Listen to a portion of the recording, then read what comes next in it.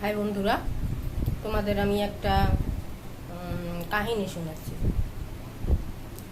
যেমন এই আমাদের দেশে যুদ্ধ লেগেছে। এখন যুদ্ধের ভয়ে সব লোক পালিয়ে যাচ্ছে, দল বেঁধে সব লোক পালিয়ে যাচ্ছে।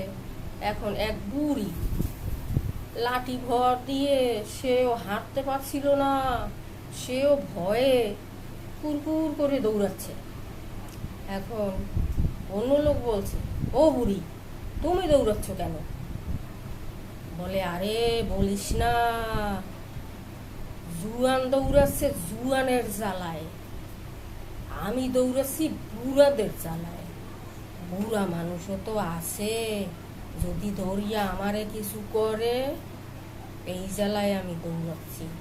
তো ভিডিওটা তোমাদের কেমন লাগছে